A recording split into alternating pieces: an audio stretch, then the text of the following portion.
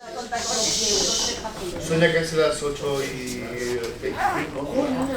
Sí. Entonces hay bastante faena. La charla, bueno, coloquio, ya lo habéis visto, sabéis de qué va, no hace falta presentarlo, pero sí que os invitaría a quedaros hasta el final más o menos para poder presentar los lugares que vamos a ver este verano, para que podáis hacer una idea y ya nos pasarán perfilado todo lo que sea el presupuesto y del viaje y esas cosas. ¿De acuerdo? Ya sabéis la rutina cómo es, entonces vale la pena que lo mejor sea que con Ricardo empiece ya y cuando ustedes empiecen, pues antes podemos seguirle y disfrutar y poder después comentar lo que tengamos que comentar. Adelante.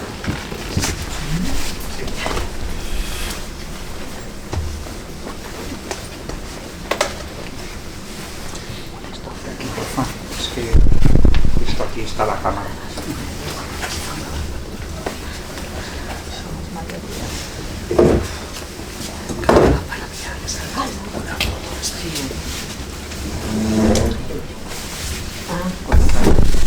Bien, pues nada, buenas noches y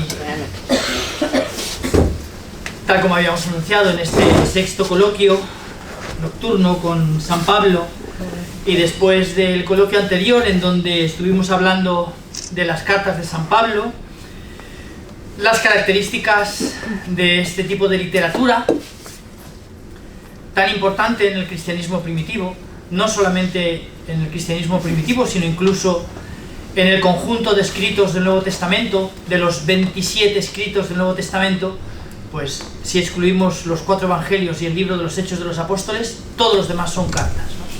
Incluso el libro del Apocalipsis comienza en estos primeros capítulos con 7 cartas destinadas a 7 iglesias, algunas de las cuales las estuvimos visitando.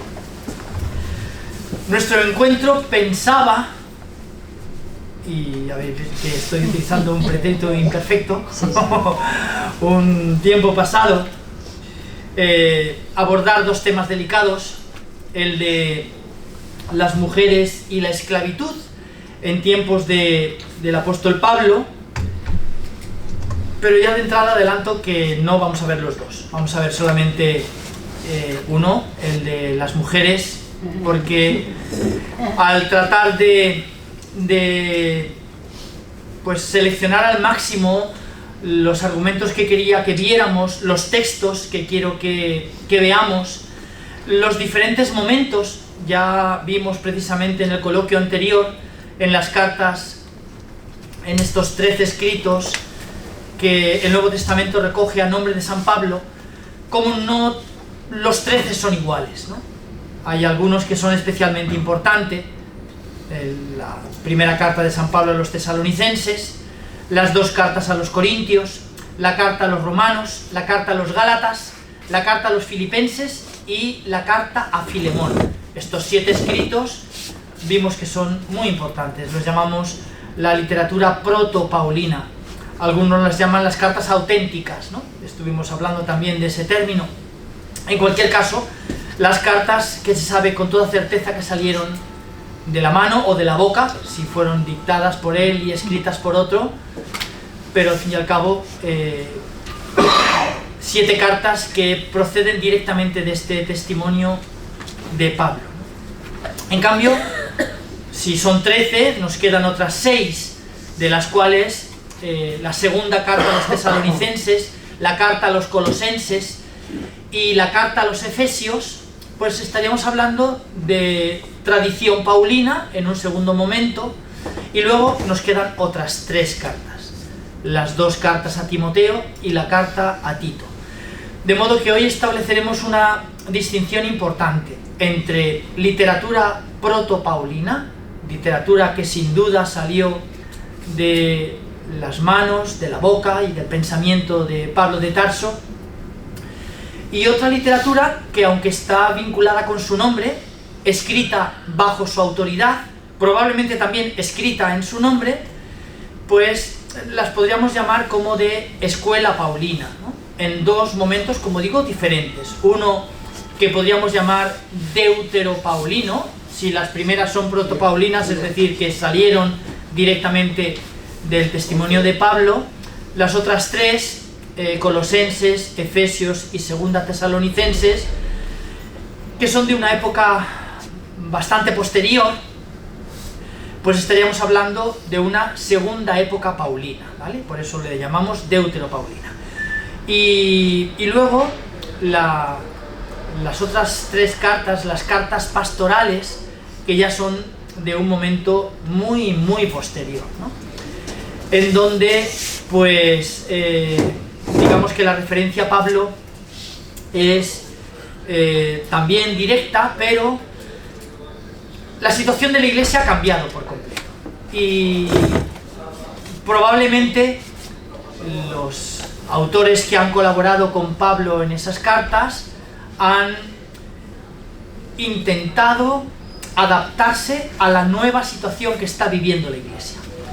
Bueno, pues veremos que en estas, digamos que estos escritos que son así como más polémicos de San Pablo, en relación, más polémicos evidentemente del tema que nos ocupa, en relación con las mujeres, pues estaríamos hablando precisamente de estas tres últimas cartas, de la primera y segunda carta a Timoteo y de la carta a Tito.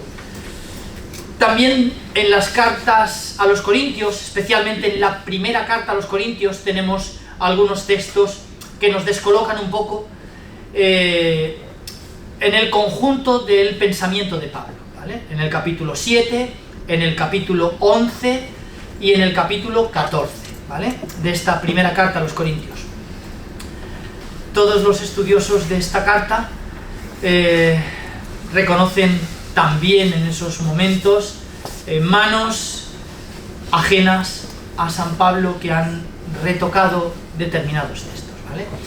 De modo que, bueno, pues por eso no voy a proyectar nada, para que tratemos de estar muy atentos a lo que vamos a hablar esta noche, ¿no? Porque, bueno, pues tengo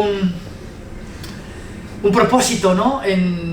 Así como perspectiva, como telón de fondo, ¿no? De esta noche, y es, pues, recuperar la imagen de San Pablo, recuperarla en el sentido de que esto que a veces se dice de él, alguien absolutamente antifeminista, o incluso peor, una persona poco menos que misógina, ¿no? Alguien que odiaba a las mujeres, pues yo quiero desde el principio adelantar la conclusión a la que voy a intentar que lleguemos, y es que esto no es así, que esto no hace justicia a este misionero del Evangelio, a este Pablo, apóstol de los gentiles, que esto no concuerda con su pensamiento global, que vamos a estudiar juntos esta noche, en la medida de las posibilidades de lo que una hora puede dar de sí, y que desde luego aquellos escritos más polémicos, pues tal vez habría que reconocer alguna mano que se interpoló, ¿no? Y que, pues, este pensamiento no concuerda con la valentía que supuso el movimiento de Jesús en el primer momento, que si por algo se caracterizó fue por la admisión de mujeres en el seguimiento de un maestro, algo absolutamente imposible de concebir en el mundo del judaísmo del tiempo de Jesús. Pero no es que el movimiento cristiano se caracterizara por esta cuestión absolutamente novedosa, radical y nueva, ¿no?, que el movimiento de Jesús propone, sino que, y es una de las cosas que quiero afirmar esta noche, también esto fue así en las comunidades paulinas, al menos en estas comunidades paulinas de los primerísimos momentos, ¿vale? De los primerísimos momentos que desde luego abarcarían toda la vida de Pablo. Que en algunos de sus escritos vamos a ver, como digo, probablemente interpolaciones posteriores que recogen, pues, un cambio en la acogida que dentro del movimiento cristiano tuvieron también estas seguidoras de Jesús. Había además otra cuestión que don Aquilino había planteado en el último coloquio sobre esta importancia de Pablo, sobre su seguimiento o lo contrario, su no seguimiento. Cuestión a la que hoy también vamos a responder solo parcialmente. Y solo parcialmente porque para hacerlo, es una de las preguntas clave, ¿no?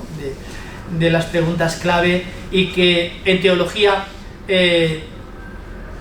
provocó un fuerte debate que conocemos con el nombre de paulinismo o antipaulinismo. Es decir, la iglesia posterior a Pablo se alineó claramente a su favor y siguiendo su pensamiento y creyendo que, pues incluso se va a utilizar ese lenguaje, que la verdadera iglesia había que reconocerla dentro de los textos paulinos, hasta el punto, ya vimos también, de cómo, y hablaremos entre ellos de él, un tal Marción que a final del siglo I, comienzos del segundo, intentó hacer lo que se llamó canon dentro del canon, es decir, dentro de estos 27 escritos del Nuevo Testamento, pues a su juicio había que eliminar unos cuantos y quedarse con unos pocos. Bueno, pues con esos pocos con los que había que quedarse era con un evangelio, según Marción, el evangelio según San Lucas, a su juicio el menos judío de los 4, y con las cartas de Pablo, pero tampoco con las 13, sino con aquellas cartas que el apóstol dirigió a las comunidades, ¿vale? Bueno, pues de modo que a don Aquilino le contestaré solamente a medias, ¿vale? Porque para contestar esa pregunta vamos a necesitar del coloquio de hoy, ¿vale? Vamos a necesitar del coloquio de hoy y de lo que supuso su magisterio, sus escritos, sus textos. Como digo, de fondo de nuestro coloquio de esta noche está el ponderar esas afirmaciones que tienen que ver con esa secular atribución a Pablo de un pensamiento machista.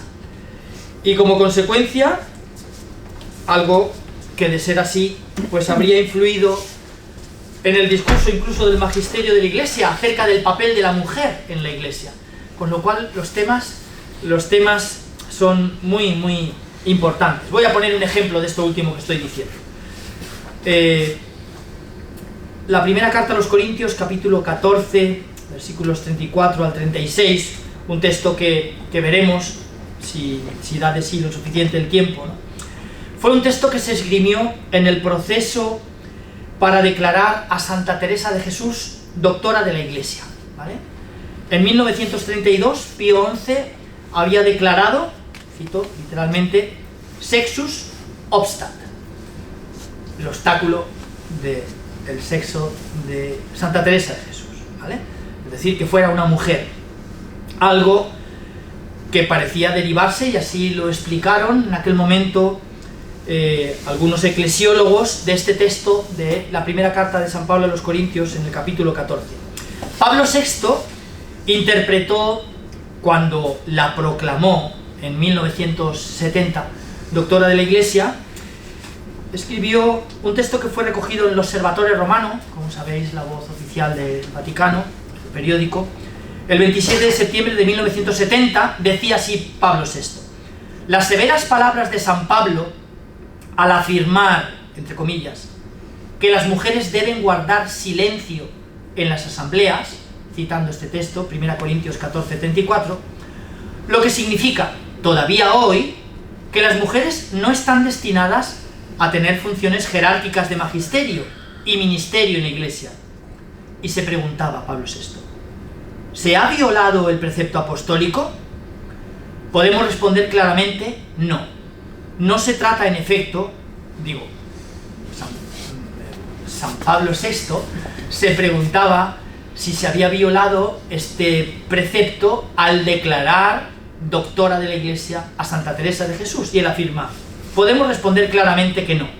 No se trata en efecto de un título que tenga una función jerárquica de magisterio, pero hay que subrayar al mismo tiempo que esto no significa en modo alguno una menor estima por la sublime misión de la mujer en medio del pueblo de Dios. Bueno, a algunos les puede parecer que se queda demasiado poco en la afirmación, a otros les puede parecer una afirmación muy valiente en aquel momento de Pablo VI, que lo fue, sobre todo por los precedentes pontificios en torno a esta cuestión. De modo que hay muchas cosas que se entretejen en medio del tema de hoy, y en concreto esta cuestión tan importante que evidentemente en los tiempos que corren, ¿no?, en donde pues incluso un documento de la Pontificia Comisión Bíblica, la interpretación de la Biblia en la Iglesia, un documento de 1993 que habla de los métodos de estudio y de acercamiento a la Sagrada Escritura, dice y habla explícitamente de un método. El acercamiento denomina feminista a la interpretación de los textos sagrados. De modo que, por todas estas razones, no podemos ignorar ni restar importancia al tema de hoy, ¿no? Hay una cosa clara, y es la necesidad de estudiar la enseñanza y la práctica de Pablo, atendiendo no solo a los textos polémicos, que nos vamos a dar cuenta que los hay, ¿no?, y que todos los tenemos en la cabeza. Precisamente no habría lecturas para elegir, ¿no?, y pues, precisamente unas que siempre escuchamos en los matrimonios, ¿no?, la mujer que obedezca a su marido como si fuera su amo, ¿no?, las mujeres que estén calladas, bueno, etcétera, etcétera, etcétera. Entonces, me refiero a este tipo de textos que son, en cualquier caso, controvertidos, ¿no?, por la polémica, las polémicas que han desatado a lo largo de los tiempos, pero otra de las afirmaciones que me gustaría hacer esta noche es que no podemos leer estos textos al margen del conjunto del pensamiento de Pablo, ¿vale? Y por eso quiero que desde el principio lo tengamos presente, y en concreto de estos 7 escritos que he dicho antes: Primera Tesalonicenses, primera y segunda carta a los Corintios, la carta a los Gálatas, la carta a los Filipenses, la carta a los Romanos y la carta a Filemón. 7 escritos en donde, bueno, no voy a decir que tampoco nos encontremos con textos que han hecho correr muchos ríos de tinta, el capítulo 7 de la primera carta a los Corintios, el 11, el 12 y el 14. Bueno, un preámbulo necesario también. El feminismo ha introducido un nuevo paradigma científico que no podemos ignorar ni olvidar, y incluso desde el punto de vista teológico y bíblico no tener presente a la hora de acercarnos a los textos. Podríamos incluso hablar de una hermenéutica feminista. Lo hace, como digo, este documento de la Pontificia Comisión Bíblica tan importante de 1993, que se hizo precisamente para conmemorar una encíclica, la encíclica de León XIII, en el año 1893, Providentissimus Deus, que volvió del revés ya en aquel momento, 1893, los estudios bíblicos. Para conmemorar ese documento, 100 años después, 1993, este de la Pontificia Comisión Bíblica. Por lo tanto, se puede hablar de una teología feminista, se puede hablar de una aproximación a la Biblia feminista, y se puede hablar de una narración de la historia cristiana feminista.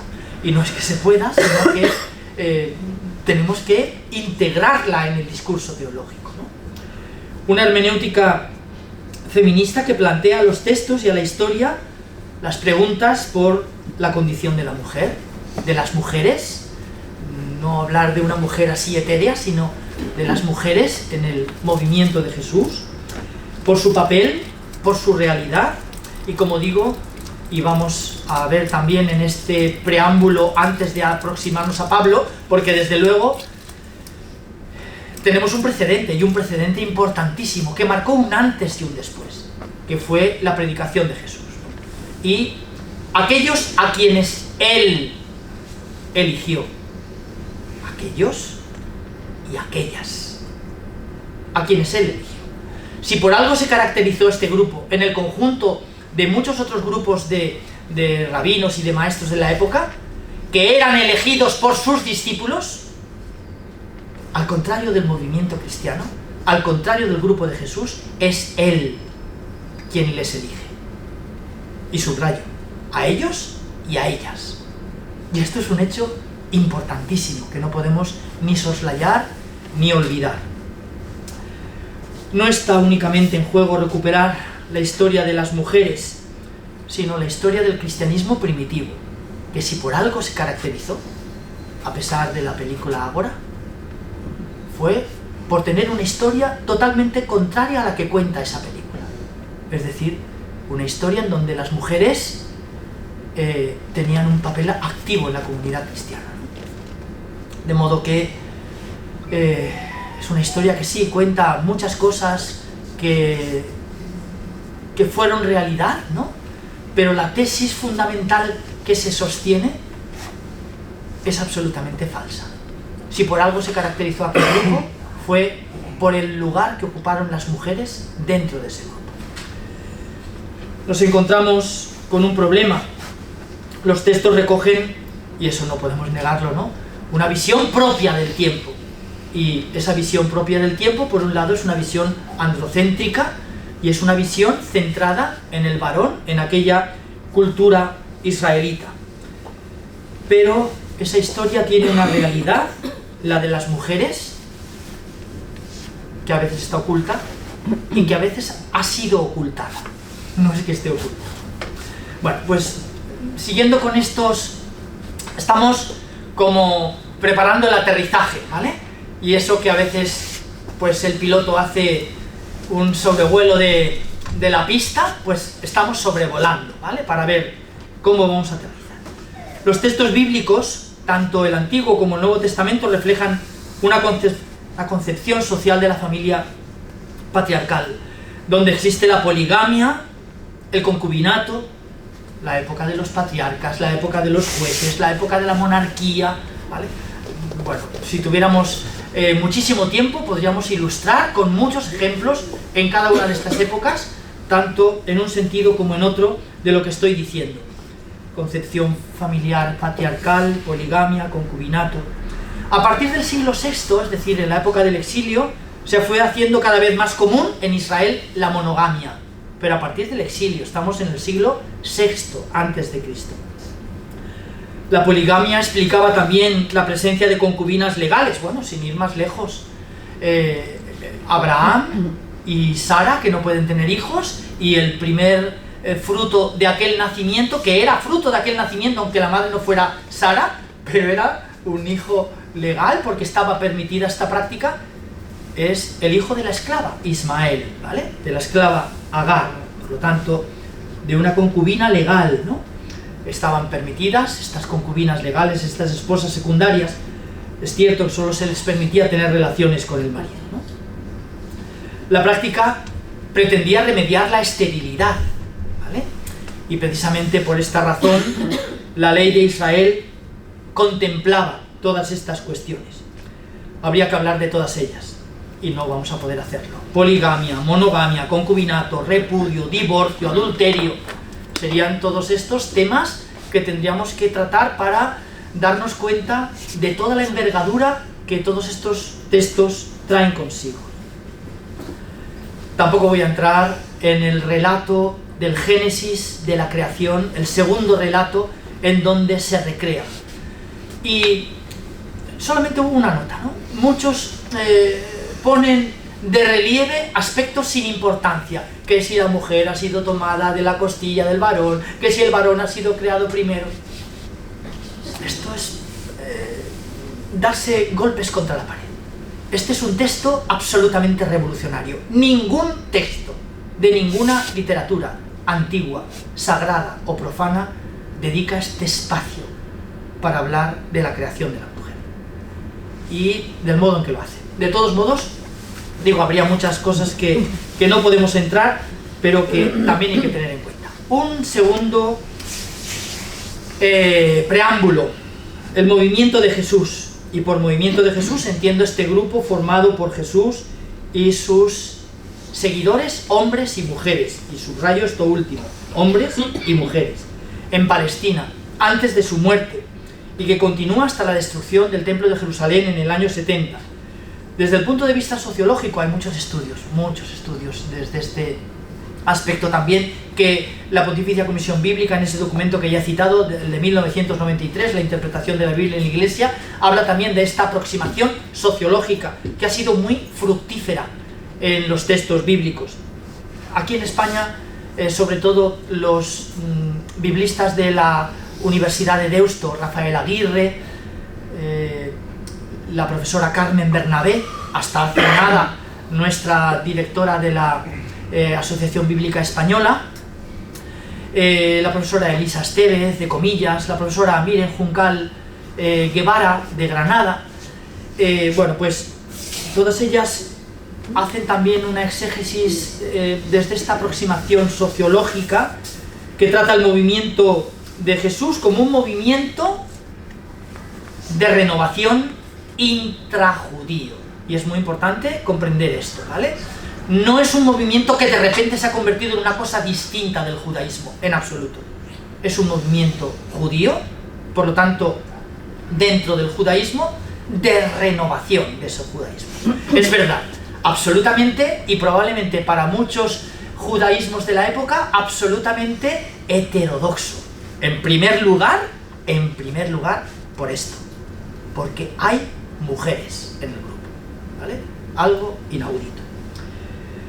Es un movimiento, es verdad, intrajudío de renovación que cuestiona dos instituciones sociales y religiosas centrales, la ley y el templo, ¿vale? No fueron los primeros, antes que ellos los samaritanos, también los esenios antes que ellos. Después de ellos habría también otros grupos, pero muy importante tener presente esto. Dentro del judaísmo, unos grupos que tuvieron reparos en aceptar una interpretación como la oficial de la ley y un culto como el oficial del templo, ¿vale? Y todos estos grupos entrarían aquí. Un movimiento inclusivo, a diferencia de otros que he citado, samaritanos o esenios, que excluían. El movimiento de Jesús se caracteriza por lo contrario. Es un movimiento inclusivo, abierto a todos. Publicanos, niños, leprosos, pecadores, enfermos y mujeres, ¿vale? Un movimiento que incluye, por lo tanto, a las mujeres, un grupo que tanto el templo como la ley excluían. No podían rezar las mujeres, la ley no se lo permitía. No podían acercarse a determinados lugares del templo que tenía el atrio de los gentiles e inmediatamente después el atrio de las mujeres. Y hasta ahí podían pasar, pero no más adelante, ¿vale? De modo que dos instituciones que precisamente excluían a la mujer de muchos ámbitos de la piedad israelita, con muchas contradicciones por otro lado. Para ser judío, si tu madre no es judía, no eres judío, aunque te hubieras convertido, ¿no? Alguien, la mujer, que educaba al varón en sus primerísimos momentos, antes de su bar mitzvah, antes de su entrada bajo la ley, ¿vale?, de Israel, corría a cargo de la mujer la educación. El Dios del que habla Jesús restituye la dignidad de las mujeres, igual que a los hombres, la misma dignidad, no mayor, pero tampoco menor, la misma. Desde aquí hay que entender esta prohibición absoluta del divorcio por parte de Jesús. ¿Por qué? Pues porque las leyes estaban a favor del varón, únicamente a favor del varón. Y el Talmud especificaba, tampoco vamos a entrar aquí, toda una serie de causas por las que el varón tenía derecho a divorciarse. Por ejemplo, que a la mujer se le quemara la comida. Bueno, no vamos a entrar en casuísticas, ¿no? Pero se trata de algo muy importante. Jesús termina claramente con la poligamia. Jesús denuncia una ley injusta que discrimina a la mujer. Todo el que se divorcia de su esposa y se casa con otra, comete adulterio. Lucas 16, 18. Y desde estos presupuestos de los que estamos hablando es desde donde hay que interpretar estas palabras de Jesús, que son, sobre todo, una voz en defensa de la indefensión absoluta de la mujer, desde todos los puntos de vista, en aquella sociedad, como digo. Sin embargo, esas palabras, todo el que se divorcia de su esposa y se casa con otra comete adulterio, estas palabras que reflejan, pues que se hacía, que se cometía, que se practicaba este divorcio y que existía este adulterio, ¿no? Jesús promueve así una relación entre personas iguales, hombres y mujeres. Con Jesús asistimos, por tanto, a una auténtica revolución en todo lo relacionado con la mujer.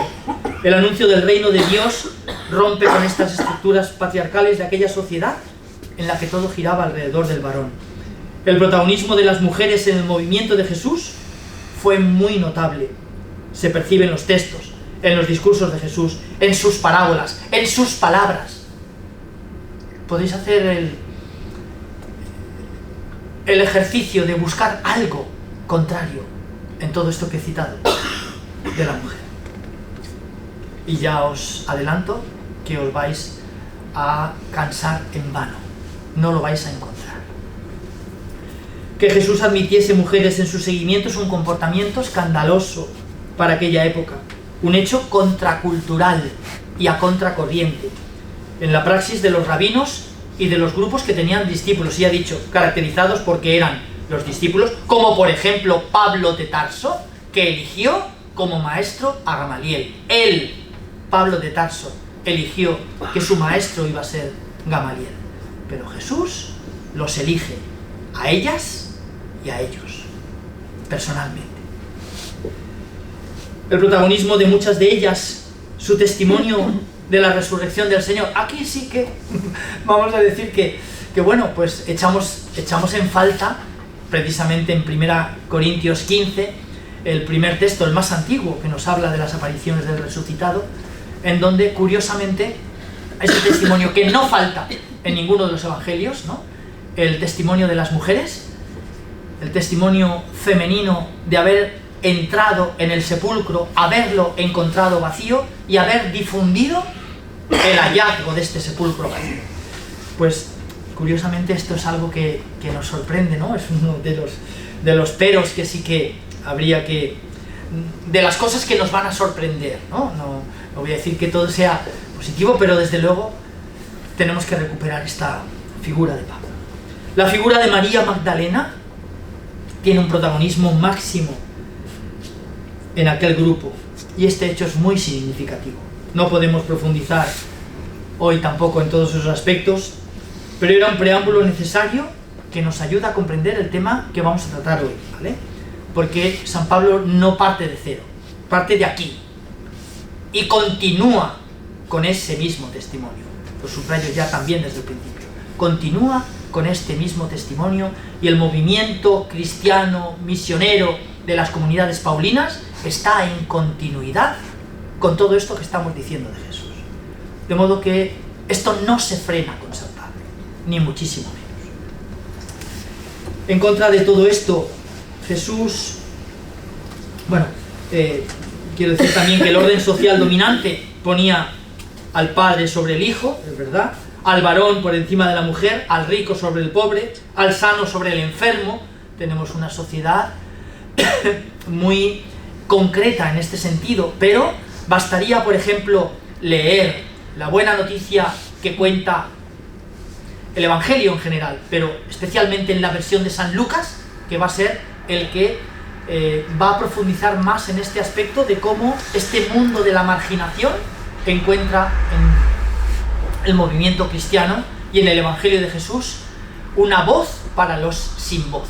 Y como digo, un movimiento inclusivo, que no excluyó a ninguno de estos grupos que he citado: cojos, ciegos, sordos, mudos, mancos, leprosos, prostitutas, pecadores, pastores, viudas, mujeres, que estaban excluidas por aquella legislación. En contra de todo esto, Jesús, de manera provocadora, ofreció en su predicación el don del reino sin hacer ninguna de estas distinciones, ninguna. En relación con la mujer, la muestra como oyente de la palabra. Un texto absolutamente revolucionario, con aquellas dos hermanas de Lázaro, de Betania, Marta y María, una toda afanosa preparando porque tenían el huésped en casa, y la otra en posición discipular, de pie no, sentada a los pies del maestro, escuchando su palabra, ¿vale? De modo que algo absolutamente provocador para aquella cultura, para aquella sociedad. Las muestra como oyentes de la palabra, servidoras del Evangelio y acogiendo a todos por igual. Y ahora ya aterrizamos, ¿vale? Pero este preámbulo era importantísimo. ¿Qué pasó a continuación? ¿Qué pasó con la unión de Pablo de Tarso al grupo cristiano? Este momento va a ser decisivo y marcará el rumbo de los siglos siguientes. ¿Fue San Pablo quien relegó el lugar que ocupaban las mujeres hasta este momento, marginándolas? Pues mi respuesta a esta pregunta es un rotundo no. No fue San Pablo. Sin embargo, es cierto que tenemos textos en el Nuevo Testamento que subordinan a la mujer y que son textos además que pertenecen a la tradición paulina, excepto uno, de la primera carta de San Pedro. Textos que reclaman la autoridad del apóstol Pablo, pero ya hemos visto, y lo he repetido al comienzo de nuestro coloquio de hoy, no los 13 escritos que tienen como cabecera: yo, Pablo, apóstol de Jesucristo, a la iglesia que se reúne en gracia y paz en nombre del Señor Jesucristo, ¿vale? Hay 7 especialmente importantes. Para estudiar esta cuestión con un cierto orden, no lo vamos a poder hacer en los 4 aspectos, pero nos vamos a detener en los 2 primeros. A mi juicio habría que tener presente 4 momentos. El primero, el movimiento cristiano misionero en Asia Menor y en Roma. Es decir, cuando Pablo se une al grupo, ¿qué pasa con el movimiento de Jesús? ¿Vale? ¿De qué estamos hablando? De los años 36 en adelante, del 36 al 70. ¿Qué pasa con el movimiento? Un movimiento en el que Pablo participa decisivamente, pero un movimiento anterior a San Pablo. No lo inventa San Pablo, ¿vale? Por lo tanto, aquí acallamos también todas esas voces que a veces se han dicho, ¿no? Como Pablo de Tarso, el inventor de la iglesia.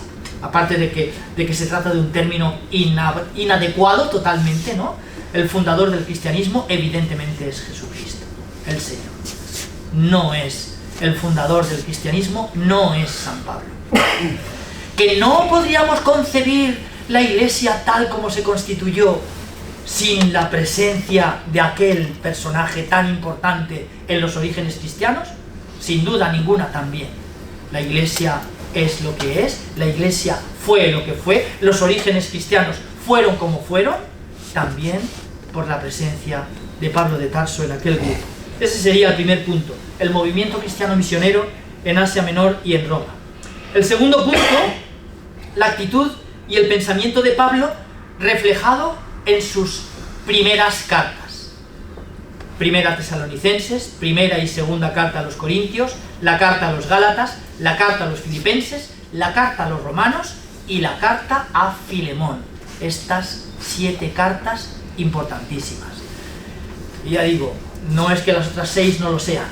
Colosenses, segunda Tesalonicenses y Efesios es un segundo momento de tradición paulina bajo la autoridad del apóstol, probablemente bajo la autoridad todavía muy activa del apóstol, pero después las otras 3, primera y segunda Timoteo y la carta a Tito, en un momento ya a mucha distancia en el que probablemente el apóstol tal vez haya muerto, ¿vale? Lo cual no significa, ya sabemos también que los escritos del Nuevo Testamento se empiezan a escribir y se van sumando.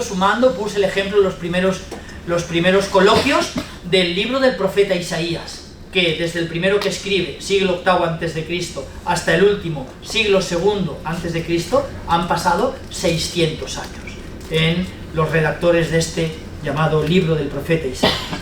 De modo, un segundo punto, la actitud y el pensamiento de Pablo reflejados en estas 7 cartas.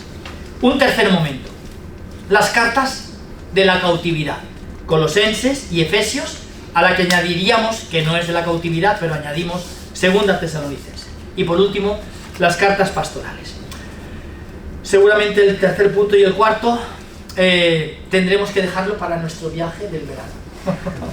Para dejar un poco de intriga de lo que va a ser Sicilia, ¿no? Pero vamos a ver si podemos abordar los 2 primeros. Los puntos 3 y 4 reflejan un momento posterior que vamos a llamar deuteropaulinismo, la tradición paulina posterior a Pablo, y a esos escritos les vamos a llamar también deuteropaulinos, como los llama la misma teología cristiana, protopaulinos, deuteropaulinos. El movimiento cristiano misionero de Asia Menor. Ya hemos visto en coloquios anteriores cómo se difundió el cristianismo por la cuenca del Mediterráneo, el cambio que supuso pasar del mundo rural al mundo urbano, a las principales urbes del imperio, el movimiento palestino que se forma alrededor de Jesús, que era un movimiento de renovación intrajudío, se convierte ahora en un movimiento misionero cristiano.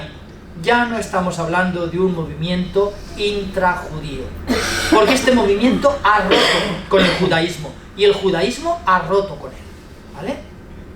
Recíprocamente, ¿no? Con excomuniones recíprocas también, ¿no? Expulsiones recíprocas de la sinagoga y del grupo. Un movimiento misionero cristiano por Asia Menor y por Roma, que se dirige además a los gentiles. Ese es un término concreto, bíblico, que no tiene que ver con ser amable, ¿eh? ¿Qué gentil es? No, que tiene que ver con el paganismo y con un pasado no judío, ¿vale? Procedencia de una religión pagana y de una cultura helenista, ¿no? Distinta de la del judaísmo. Un movimiento cristiano misionero, por lo tanto, que está abierto a los paganos y que está abierto a un mundo urbano, como ya vimos. La nueva fe tiene un carácter carismático y entusiasta, y novedoso y radical. Carismático, entusiasta, novedoso y radical. Cuando en la iglesia perdemos esto,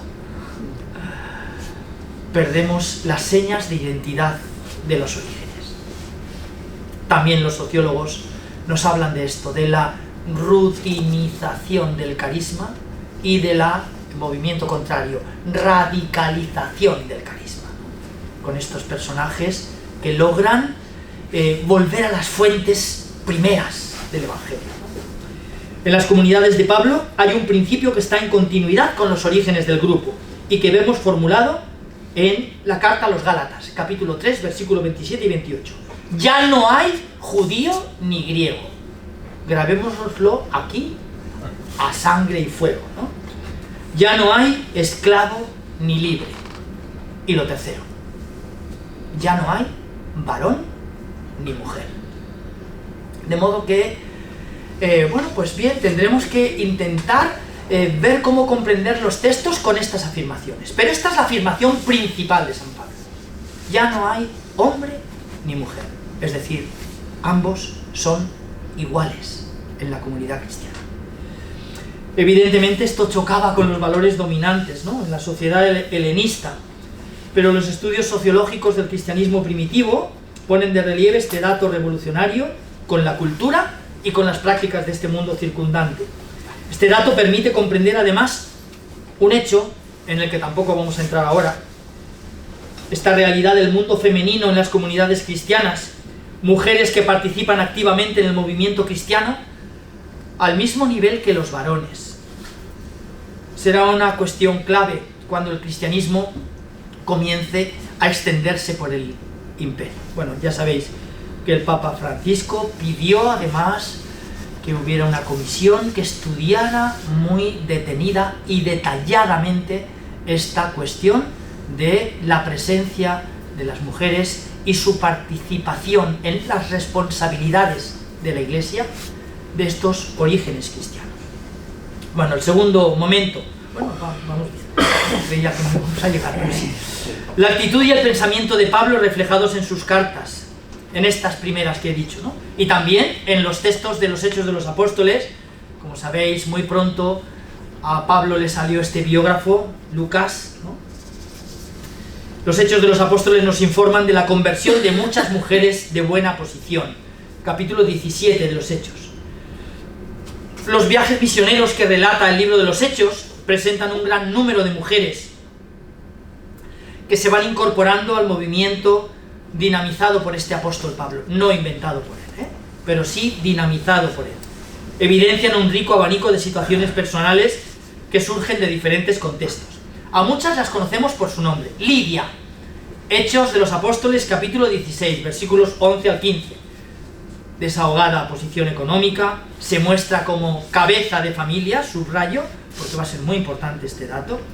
Parece ser una comerciante helenista que debió de hacer negocios con mercaderes judíos que le habrían conducido a hacerse prosélita de su religión, temerosa de Dios, y vemos que la comunidad se reúne en su casa. Esto es un hecho muy importante. La comunidad se reunía en casa de los responsables de la comunidad. Damaris, capítulo 17 de los Hechos, versículo 34, una mujer que frecuenta el Areópago, el centro de decisiones de la cultura griega, ¿no? Y que escucha y recibe el anuncio de Pablo sobre Cristo. De modo que una mujer que escucha esta palabra, Febe, importantísima, tenemos noticia de ella en la carta a los romanos, el capítulo 16 es magnífico. Muchísimas mujeres se nombran allí. Febe, por su nombre griego, parece una cristiana de origen también pagano, gentil, bien situada, lo cual podría explicar sus viajes y sus medios para ayudar a la comunidad cristiana. Pablo dice que de ella que es nuestra hermana, lo mismo que le dice a Timoteo. Y no es que le diga nuestra hermana porque a Timoteo le dice nuestro hermano, sino que es un término muy importante que tiene que ver con responsabilidades en la iglesia. Pablo la llama nuestra hermana, a Febe, con lo que podemos deducir que, al igual que deducimos que Timoteo, nuestro hermano, significa colaborador nuestro, ¿por qué habría que deducir una cosa distinta cuando de Febe dice nuestra hermana? Es decir, colaborador nuestra, como lo muestra a continuación. Se dice que era diaconisa en la comunidad de Céncreas.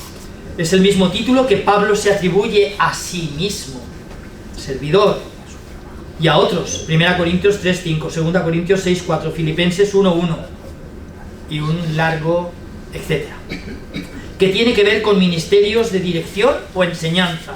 También se dice de ella, Febe, que es bienhechora, una forma femenina de una raíz normalmente utilizada en el Nuevo Testamento, referida exclusivamente, casi, a los varones, con excepciones, como esta. 1 Tesalonicenses 5:12, y que siempre denota una posición como líder, presidencia, patrón. Aquí hay un texto muy bonito que escribe Juncal Guevara. Señaló a Mari Carmen porque ella es hermana de Maripuy, que es una religiosa de Jesús María. También lo es Miren Juncal Guevara, que escribe un texto muy bonito y que subraya este aspecto también muy novedoso. Probablemente Febe sea la portadora ni más ni menos que de la carta a los romanos de San Pablo a la comunidad de Roma. Bueno, Junia, Romanos 16:7, Pablo se refiere a un matrimonio formado por Junia y Andrónico, ambos dice que son parientes. Apóstoles insignes, ambos apóstoles insignes, un título que también se da a los 12, el de apóstol, ¿no? Un término que reconoce un carisma, colaboradores estrechos.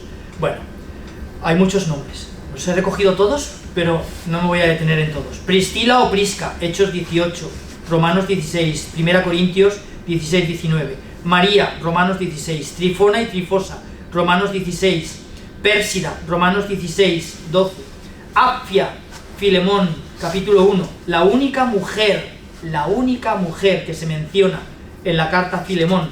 Los demás personajes son todos varones y a ella la llama, de nuevo, nuestra hermana, es decir, colaboradora nuestra. Evodia y Síntique, Filipenses 4:2, que han luchado a mi lado por el Evangelio. No sé cómo había que leer esto. Las cartas de Pablo, especialmente en los saludos y en las fórmulas de despedida, nos dan noticia de otras mujeres que se cruzan en la vida apostólica de Pablo, a las que llama de manera indirecta la madre de Rufo, y a la que Pablo se dirige también como madre mía, madre nuestra. Julia, citada junto a Filólogo, la hermana de Nereo y Olimpia, Cloe y Estéfanas.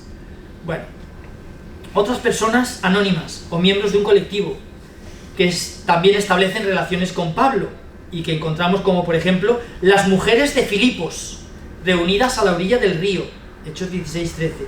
La muchacha con dotes de adivinación, Hechos 16. Las esposas de los varones de Tiro, que le despiden, que salen a despedirle, ¿no? No, es una palabra un término que he utilizado. Las hijas del diácono Felipe, que se distinguen por poseer el don de profecía.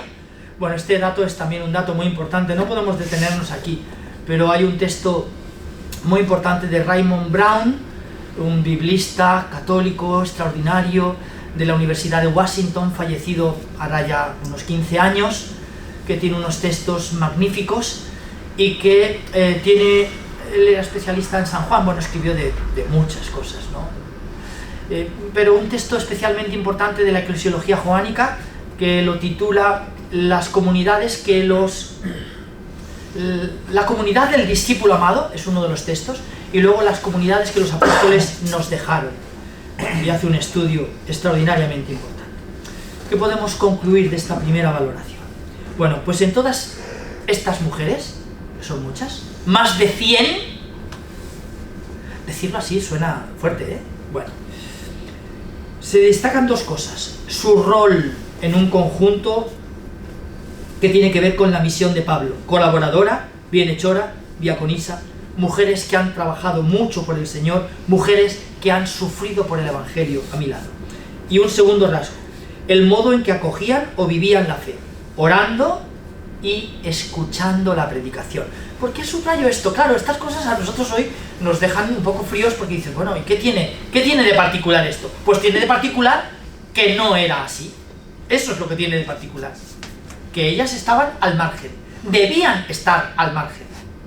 Y en el movimiento de Jesús esto causó escándalo, y en las comunidades paulinas esto siguió causando escándalo, ¿vale? La actividad activa de la mujer. La mayoría de ellas tiene un nombre griego, aparecen solas, pero únicamente las hijas de Felipe se dice de ellas que fueran solteras, aunque Priscila y Julia aparecen citadas junto a un hombre. Bueno, después hablaremos, bueno, no sé ya si hablaremos, porque ya casi estamos rayando, hemos empezado el 25, nos faltan 10 minutos para la hora y no quiero extenderme demasiado. Junto con todas estas particularidades, los temas femeninos en la literatura paulina, que también tiene que ayudarnos a contemplar, leer, comprender e interpretar estas otras afirmaciones de las cartas de Pablo que nos descolocan y que nos dejan un poco como perplejos. No las aislemos, no podemos aislarlas. La escritura se toca como el piano, con dos manos, ¿vale? El texto y el contexto, la melodía y el acompañamiento, ¿vale? Y no podemos sacar un texto de su contexto. Encontramos gran cantidad de metáforas femeninas. Compara su actividad de fundar y acompañar a sus comunidades con la situación de una parturienta. Esto es San Pablo, carta a los Gálatas, capítulo 4, versículo 19. Sus viajes, cuidando y consolidando los grupos fundados, recuerdan el cuidado de una nodriza, dice él. El término, muchos traducen madre, pero el término sería nodriza, que es mucho más plástico y, bueno, una nodriza, ¿vale? Que amamanta con sus pechos. Sus cuidados son semejantes a la dieta, cito literalmente, a la dieta que una madre impone a su niño 1 Corintios 3, 1, 2. Hablando de sí mismo, para referirse a su indignidad por haber perseguido a la Iglesia, utiliza la metáfora del aborto, ¿no? Desde luego también vinculada con imágenes femeninas.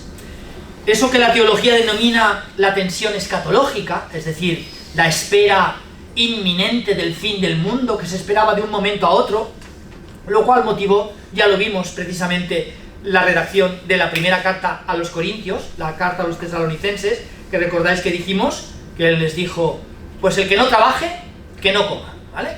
Porque algunos decían, bueno, pues como ya viene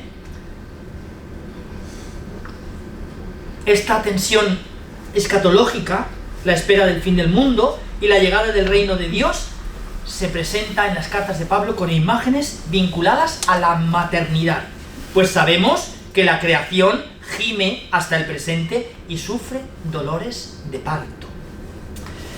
Y no solo ella, también nosotros que poseemos las primicias del Espíritu, nosotros mismos gemimos en nuestro interior anhelando el rescate de nuestro cuerpo con estos dolores del parto. Romanos capítulo 8.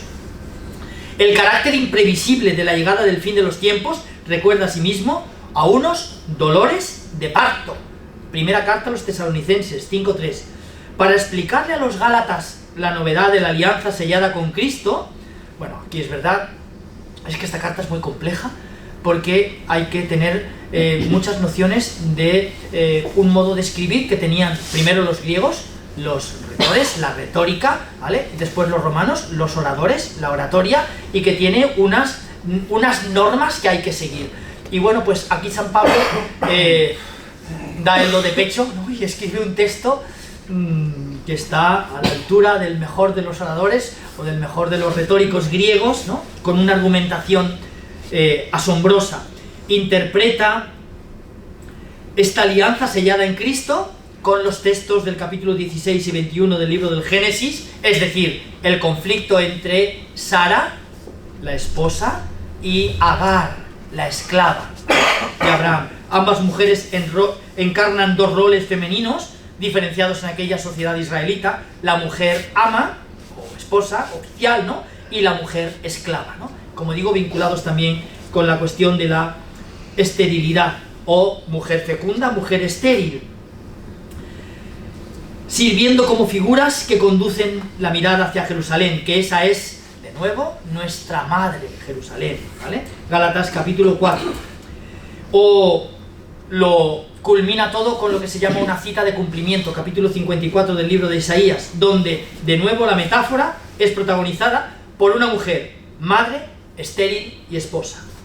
Dirigiéndose a los corintios para describir el error de la predicación de los adversarios de Pablo, que han confundido a la comunidad, les explica que el anuncio que les hizo Jesús fue para conducirlos a Cristo, a quien ellos se entregaban como a una novia virgen.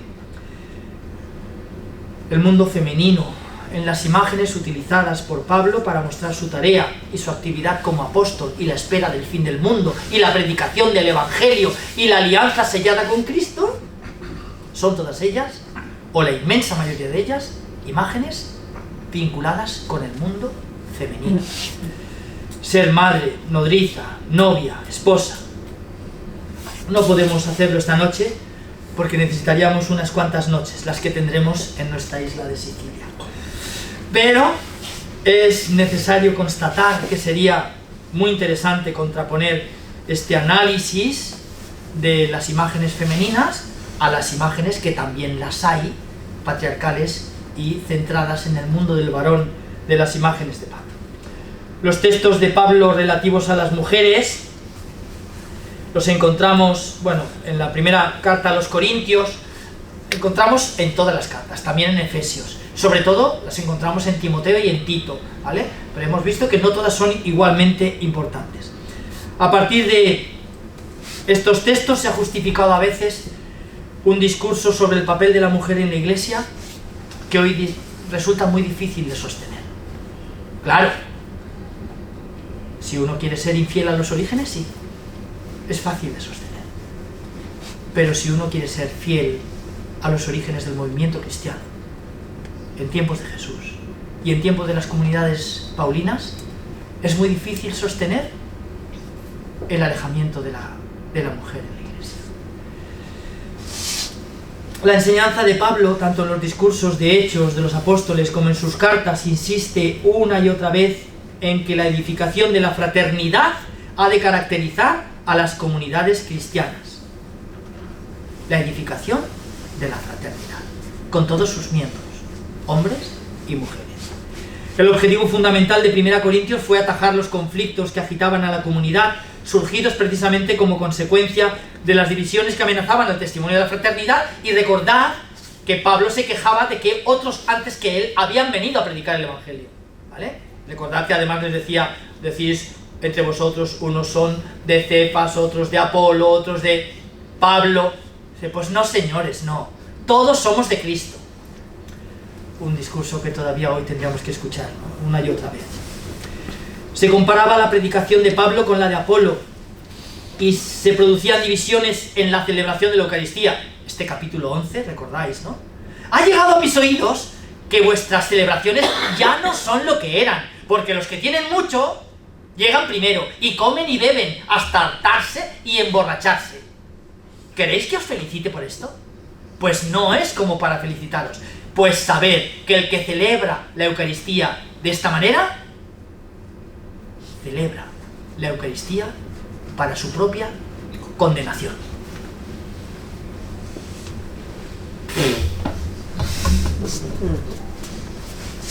En la comunidad de Corinto se plantearon graves problemas en torno a las mujeres, y de ahí todos estos textos.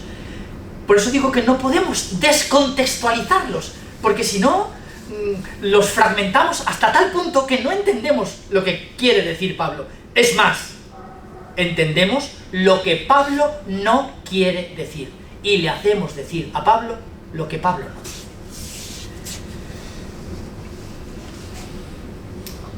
En el capítulo 7 afronta muchos de estas cuestiones, ¿no? Además, esta ciudad era una ciudad muy problemática, ¿no? Hoy la podríamos comparar con esa película, ¿no? Resacón en Las Vegas. Pues Corinto era el Las Vegas de entonces, ¿vale?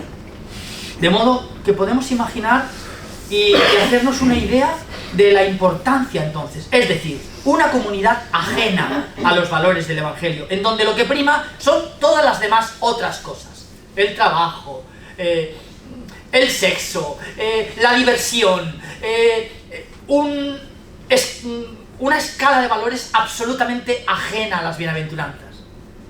Pablo, que escribe una vez y otra vez y otra vez y otra vez, y que está en aquella comunidad y que quiere que aquella comunidad esté en aquella ciudad, y en aquella ciudad el interés de que haya una comunidad cristiana que viva con unos valores que no son los de aquella ciudad, ni los de aquella cultura,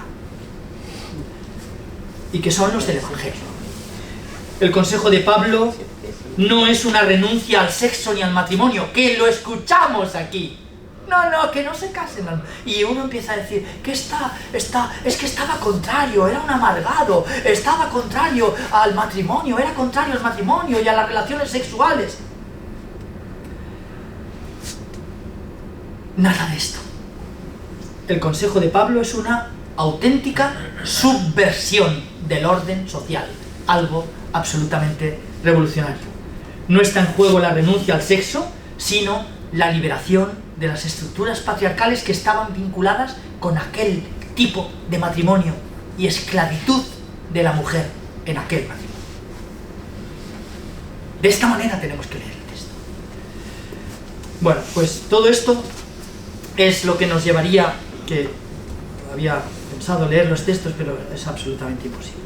Capítulo 11, versículos 2 al 16. Os alabo porque os acordáis en todo en mí y mantenéis las tradiciones como las transmití, pero quiero que sepáis que la cabeza de todo esto, de todo varón, es Cristo, y que la cabeza de la mujer es el varón, y que la cabeza... Claro, y aquí, bueno, pues se saca este texto del contexto, de este contexto del que estamos hablando, y se dicen cosas que San Pablo no dice, ¿vale? Bueno, como digo, no podemos entrar en el texto. El otro texto también es muy importante, el del capítulo 14. Como en todas las iglesias de los santos, que las mujeres callen en las asambleas, pues no les está permitido hablar, más bien que se sometan, como dice incluso la ley. Pero si quieren aprender algo, que pregunten en casa a sus maridos, pues es indecoroso que las mujeres hablen en la asamblea, ¿vale? Bueno, bien. Como digo, ese texto lo vamos también a dejar para nuestros coloquios nocturnos en Sicilia, ¿vale? Pero se trata de un contenido que es muy importante. Hay dos estadios en la tradición paulina posterior canónica. Una muy cercana a Pablo, Colosenses, Efesios y Segunda Tesalonicenses. Otra más alejada de la vida de Pablo, Primera y Segunda Timoteo y la carta a Tito, ¿vale? Estas cartas fueron desde luego escritas en nombre de Pablo, reflejan una tradición eclesial diferente. Comienzos del siglo II, entrado el siglo II, final del siglo II y principios del siglo III, la situación de la Iglesia cambia. Y la situación de las comunidades cambia. Y la situación de las mujeres dentro de las comunidades van a cambiar. ¿Y qué va a pasar? Pues que algunos de estos textos aparecen dentro de esta literatura, ¿no? Que, como digo, están puestas bajo la autoridad del apóstol Pablo. Este proceso de institucionalización eclesial que refleja las cartas nos muestra una iglesia ya como muy jerarquizada, ¿no? La mujer debe oír la instrucción en silencio, no pueden enseñar, dirá ya la primera carta a Timoteo, capítulo 2, lo cual se opone a lo que había dicho San Pablo y a la práctica que habíamos visto se llevaba en sus comunidades. Debe someterse sumisa al marido, se justifica diciendo que Adán fue formado primero y Eva en segundo lugar, algo que cualquiera que haya hecho un estudio un poco serio del relato de la creación advierte que no es lo que ese texto significa. Y no hay más que ver la expresión de Pablo cuando, tras presentarle uno tras otro, porque no es bueno que el hombre esté solo, no es bueno que el humano esté solo, no es bueno que el ser humano esté solo, y está el relato divino que presenta a todas las criaturas y no se encontraba satisfacción, no se encontraba reflejado. Y cuando, tras quitarle la costilla, que es un modo de hablar, que está queriendo expresar una cuestión que es la que va a proclamar el texto explícitamente. Esta sí que es carne de mi carne y hueso de mis huesos. Es decir, esta sí que es igual que yo, mujer y varón, no inferior. Como se han leído estos textos tantas veces, ¿no?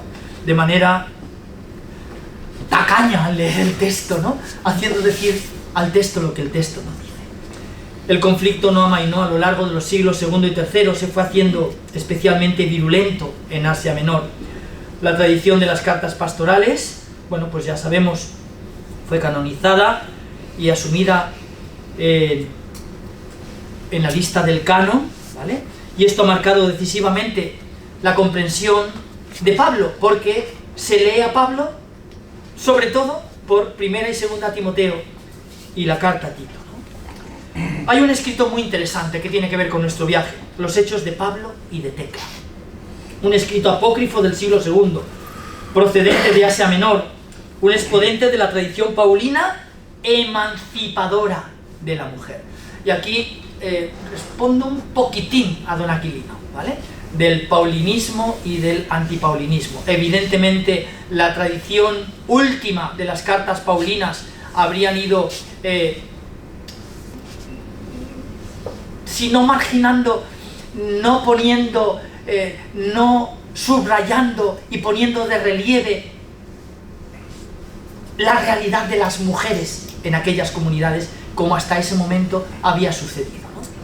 Pero hay en el seno de la Iglesia otros escritos que fueron por el otro lado, no arrinconando a la mujer, sino emancipando a la mujer. Uno de estos escritos es Los Hechos de Pablo y de Tecla. Recordad aquella consagrada que nos recibió en su iglesia, en la iglesia dedicada a Santa Tecla, lo orgullosa que estaba aquella mujer de este escrito tan importante, ¿no? Tecla, este escrito que habla de esta mujer que después de escuchar a Pablo decide no casarse, lo cual es considerado un delito, y por 2 veces la condenan a muerte por decidir no casarse, ¿vale? La condenan a muerte. Los hombres gritan contra Pablo: ha corrompido a todas nuestras mujeres. Tecla, que es enviada a predicar por Pablo, suscita un enorme entusiasmo entre las mujeres y muchas se convierten. Es muy significativo que esta obra fuese tenida en mucha consideración e incluso fue reconocida como canónica en muchas iglesias. Y digo más, esta es la única obra, la recogeremos al final de nuestros coloquios, la única que nos relata la muerte de Pablo, ¿vale? Que la leeremos. Pero iban a ser sobre todo grupos considerados heréticos. Este fue el problema, que quienes se aferraron a este escrito: Marción por un lado, Montano por otro lado, los gnósticos por otro lado. ¿Y qué pasó? Que todos estos grupos quedaron marginados de la iglesia, expulsados de la iglesia, excomulgados, y sus líderes condenados como herejes. Entonces, claro, todo esto va a hacer que lo que preguntaba don Aquilino el otro día sea muy complejo, porque resulta que se forman, después de la muerte de Pablo, como 2 grandes corrientes, una a favor de su, y subrayo, una a favor de la visión de Pablo de la realidad de la mujer, importante dentro de la comunidad cristiana, ¿no? Realizando y tomando responsabilidades importantes en el seno de la comunidad. Y otra que trató de lo contrario. Marción permitía a las mujeres administrar el bautismo y realizar funciones oficiales. Montano promueve un movimiento espiritual profético acompañado de 2 mujeres, Maximilia y Priscila, en el que otras mujeres también desempeñaron un papel eminente, pero, como digo, tanto los marcionitas como los montanistas, que pretendían basarse en la teología de Pablo, pero es verdad, de una manera también excesivamente unilateral, ¿no? Lo cual hizo pues que la iglesia terminara, con razones, marginando a estos grupos, ¿no? También los gnósticos tuvieron un gran papel en esos grupos gnósticos, las mujeres, ¿no? Marcos, de la escuela de Valentín, tiene especialmente mujeres entre sus seguidores, mujeres a las que permitía celebrar la Eucaristía. Entonces, claro, pues todo esto está muy vinculado con muchas cuestiones que tienen que ver con muchas otras, ¿no? En realidad con los ministerios también. Frimiliano, obispo de Cesarea en Capadocia, en el siglo III, escribe sobre una mujer que bautizaba y celebraba la Eucaristía y que la recoge San Cipriano en la carta 74, los números 10 y 11. Epifanio, que dice que una profetisa llamada Quintila fundó una secta en Pepuza, en Frigia, en la que las mujeres eran obispos y presbíteros, como si no hubiera diferencia de naturaleza. Lo recoge también Epifanio en la carta a Hereses, en el número 49. A la vez que todos estos testimonios también, y termino ya, en la gran iglesia la polémica denigratoria contra la mujer se acentuaba, ¿no? Juan Crisóstomo reconocía que al principio había mujeres misioneras itinerantes, pero afirmaba que esto era posible por la condición angélica del momento. Sin embargo, también esta gran iglesia, es decir, la iglesia que quedó en la ortodoxia, ¿no?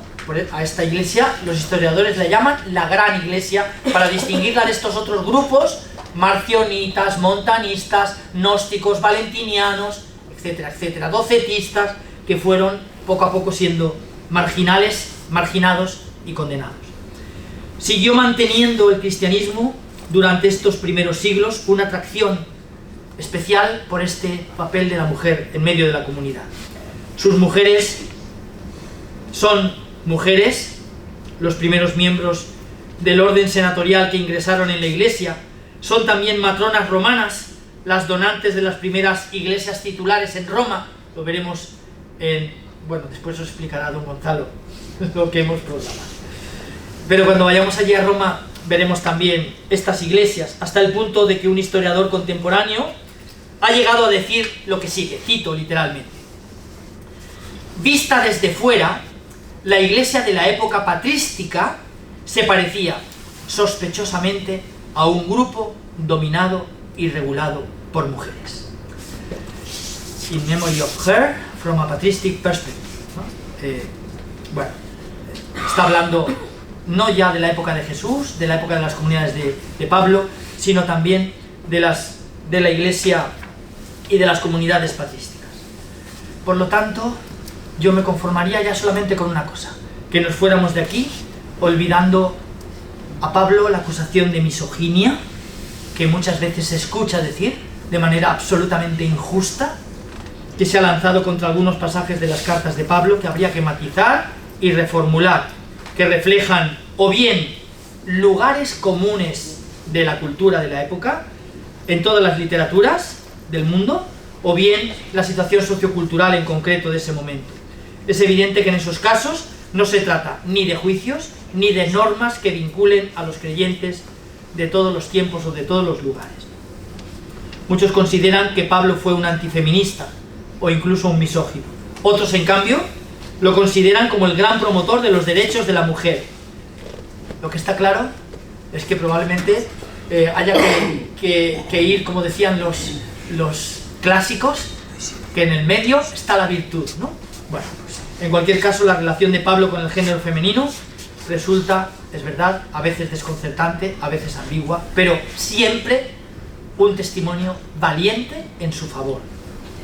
Los viajes, la fundación de comunidades, la organización de sus colaboradoras, muestra que contó con las mujeres para sus proyectos, concediéndoles las mismas responsabilidades apostólicas que a los hombres. Ciertamente Pablo no fundó el movimiento misionero cristiano, ya estaba constituido, ¿no?, cuando él se incorporó a la Iglesia. Sin embargo, parece que su modo de hacer propicio para que la mujer participara de manera profunda, ¿no?, en la comunidad cristiana. Este hecho, sin ninguna duda, tuvo que producir un impacto absolutamente convulsionante para aquellos que contemplaran esto a contracorriente de aquel mundo cultural. Este hecho significaba una continuidad con el estilo y las opciones que habían caracterizado el movimiento de Jesús de Nazaret, como movimiento de renovación dentro del judaísmo, y asimismo en continuidad con la tradición bíblica del Primer Testamento y de algunos libros y mujeres, el libro de Ruth, el libro de Judith, el libro del Cantar de los Cantares. Es verdad que este impacto notable y poderoso supuso un fuerte frenazo, casi marcha atrás, a final del siglo II y principios del siglo III. Sin embargo, este breve estudio nos muestra que los temas femeninos en la literatura paulina muestra que Pablo tenía una imagen de la mujer muy en continuidad con lo que habíamos visto de la época de Jesús. Bueno, pues lo dejamos aquí. Soy consciente de que hay muchos temas que me he saltado y sobre todo no hemos visto los textos, que los veremos con calma en nuestros coloquios nocturnos, en este viaje que ahora don Gonzalo os va a hablar. Bueno, voy a intentar ser lo más breve posible. El viaje será de 10 a 9 días o entre 9 y 9 días y 8 noches. ¿Por qué? Porque así no encarecemos tanto el viaje. Todavía no sabemos el precio. La otra cosa también era que queríamos ver muchos lugares o abarcar muchos lugares y hacer, digamos, como una visita, digamos, picando de muchísimos sitios, ¿no? Y esto pues también es contraproducente de alguna manera, porque podemos ver los lugares de una manera, digamos, más con más detenimiento, estando mejor y empleando el tiempo que tengamos que emplear, y lo podemos dilatar, digamos, en lo que es los años, ¿no?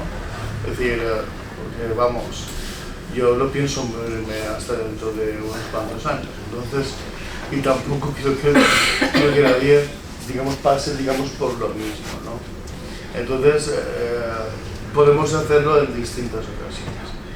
Entonces ya hemos hecho la parte de Turquía. La parte de Turquía fue digamos agobiante en kilómetros y recorrer digamos muchas islas como habíamos pensado, etcétera. Mirad, hay cosas que es imposible ir y no ver, o ir y ver más. Entonces vamos a centrarnos solamente en la isla. Este año nos centraremos en la isla de Sicilia. 8 noches, 9 días, o 9 noches, 10 días, con la intención de que en todos los viajes que nos han, todas las rutas que nos han pasado, ¿vale? Pues estaría lo más importante, incluso los 2 lugares donde estuvo Pablo en Sicilia, que es precisamente Siracusa y después Messina, porque de Messina pasará a Pozzuoli en la película italiana. Perdón, en la película no, en la península italiana. Estaremos en una isla. Entonces, veremos Catania, Elena, que si subimos bien y si no también, se supone, ¿no? Taormina es una preciosidad. Allí se come muy bien también. Sí. ¿Vale? Se come muy bien. Evidentemente tenemos que ir a, esto es Messina, el puerto de Messina, después Siracusa, que es más que bonita, y ahí también estuvo Platón. Vamos, es la Magna Grecia, es el tacón de la Magna Grecia. Entonces, Dédalo, Hércules, los templos. La ciudad de Noto. Después tenemos evidentemente el Valle de los Templos de Agrigento. Si vamos a Agrigento es como si nos fuéramos a Sicilia. El Valle de los Templos, esto es uno de ellos, pero la mayoría están enteros. Es decir, y vamos incluso a ver uno que está entero, pero hay que adentrarse mucho, ¿no? Incluso veremos también una villa romana. De las villas, pero se ve la villa, pero villa, y las Fanciulle y todo eso, está muy cerca de Catania, ¿vale? Y después de Agrigento, evidentemente, en la Magna Grecia, Segesta, este es el templo que está en un lugar que tú vas y es exclusivamente para ver esto, ¿vale? Sí, está mejor conservado que en Grecia, ¿vale? Lo siento, pero sí. Luego está Palermo, evidentemente ahí estábamos los aragoneses, llamados aragoneses, de la corona de Aragón, entre ellos nosotros, los valencianos, o más aragoneses que aragoneses. Nos llaman así, los españoles allí muchas veces los llaman aragoneses. Y esto es Monreale, me parece que es. Monreale, sí. Monreale es una preciosidad de Pantocrator. Monreale es una maravilla, una joya del normando bizantino. Esto es también Monreal, me parece que es, saliendo de la basílica. No, Cefalù, puede ser que sea Cefalù. Castelbuono. Castelbuono. Es que hay cosas que yo no he visto. Cefalù es este. Cefalù a mí me impresionó porque es mirar qué cosa más encantadora, ¿no? Es Sicilia, ya veréis como aparte de mafia tenemos otras cosas más.